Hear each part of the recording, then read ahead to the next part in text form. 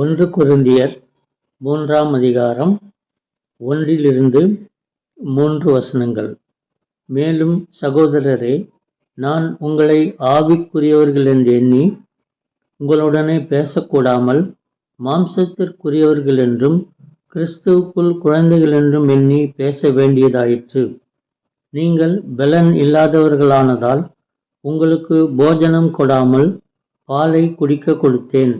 இன்னமும் நீங்கள் மாம்சத்திற்குரியவர்களாய் இருக்கிறபடியால் இப்பொழுதும் உங்களுக்கு பலன் இல்லை.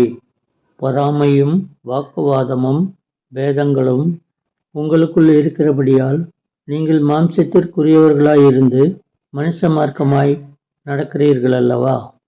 அப்போஸ்தலனாகிய பவுல் கொரிந்தியருக்கு எழுதுகிற போது, கொரிந்தியர்கள் கிறிஸ்துவை அறிகிற அறிவில் குழந்தைகளாகவே இருக்கிறார்கள். அதாவது அவர்களுக்கு கிறிஸ்துவை முழுமையாக அறிந்து கொள்ள ஆர்வம் இல்லை என்று சொல்கிறார்.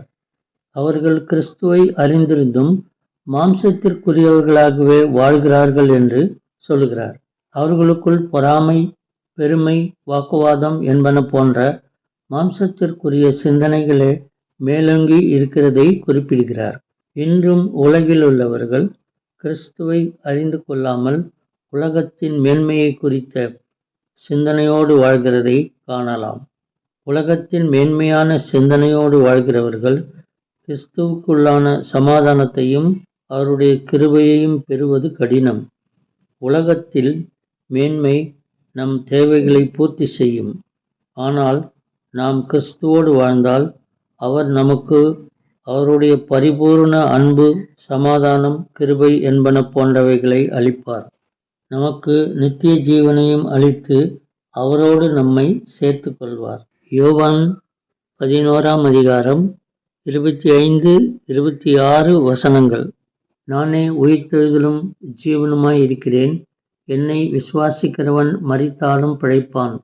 உயிரோடு இருந்து என்னை விசுவாசிக்கிறவன் எவனும் என்றென்றைக்கும் மறியாமலும் இருப்பான் என்று இயேசு சொல்லுகிறார்.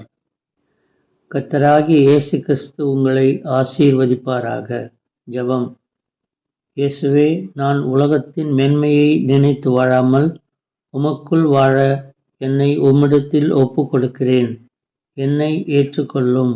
ஆமேன். தேங்க்ஸ் ஃபார் வாட்சிங். Like, share, subscribe.